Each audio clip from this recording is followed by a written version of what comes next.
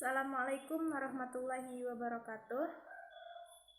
Sebelumnya perkenalkan, nama saya Ami Sintia dengan NIM 2020-502065 dari kelas 252C Prodi Bimbingan Penyuluhan Islam Fakultas Dakwah dan Komunikasi Universitas Islam Negeri Raden Fatah Palembang. Baiklah, pada video kali ini saya akan menyampaikan sebuah materi mengenai forgiveness terapi pada mata kuliah pengantar psikoterapi dengan dosen pengampu Bapak dosen Haji Hendra Wijaya SAG MPDI. Langsung saja.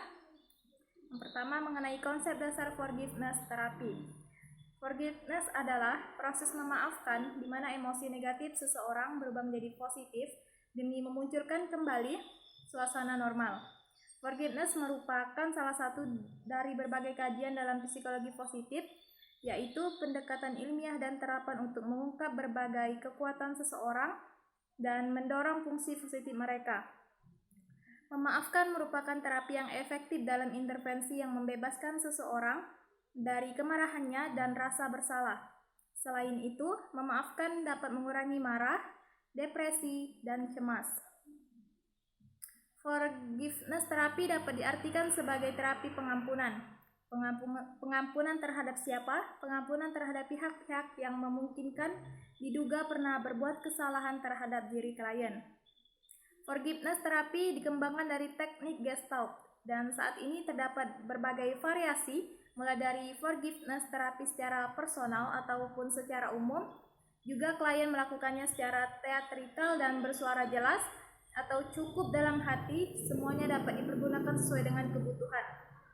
Forgiveness terapi juga telah dikembangkan tidak saja memberikan pengampunan kepada orang lain, melainkan juga meminta maaf kepada orang lain dan juga kepada diri sendiri. Filosofi dari metode ini sangat luar biasa, yaitu memandang bahwa pada dasarnya manusia adalah makhluk yang seharusnya bersih dan baik, tidak menyimpan dendam dan kebencian kepada orang lain. Jika seseorang menyimpan benci atau dendam kepada seseorang, maka pikiran bawah sadarnya akan bereaksi dan memunculkan berbagai simptom, misal depresi. Secara sederhana dapat dipahami bahwa simptom ini justru merupakan alarm bahwa ada ketidakselarasan dalam diri yang bersangkutan. Unsur-unsur forgiveness terapi. Munculnya gangguan.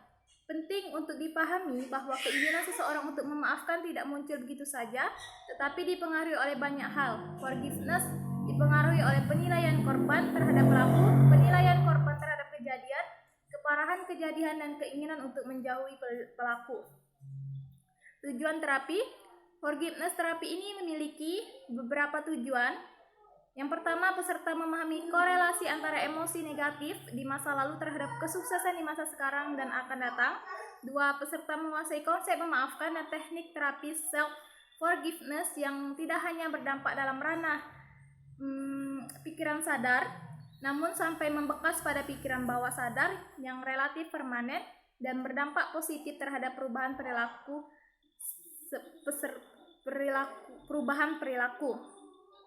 Yang ketiga, peserta mampu melakukan self-empowering atau memotivasi diri secara internal pasca proses self-forgiveness.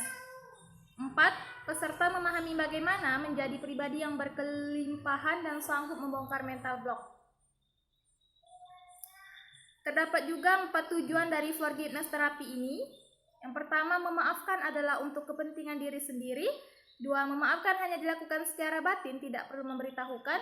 3. Memaafkan bukan berarti menyukai pihak yang pernah berbuat salah. 4. Memaafkan bukan berarti mengizinkan peristiwa tersebut terjadi kembali.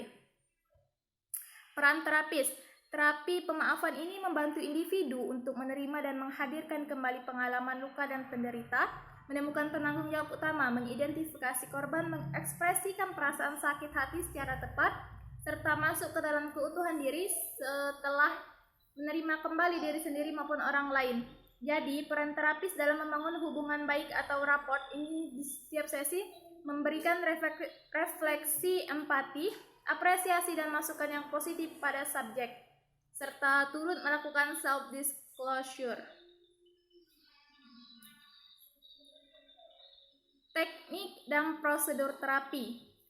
Pada forgiveness terapi ini terdapat 3 teknik. Yang pertama teknik timbal balik, 2 teknik forgiveness NLP, 3 teknik forgiveness melalui renungan atau secara mandiri. Mungkin ini saja yang dapat saya sampaikan mengenai forgiveness terapi. Lebih dan kurangnya saya mohon maaf. Kepada Allah saya mohon ampun. Sekian, terima kasih. Wassalamualaikum warahmatullahi wabarakatuh.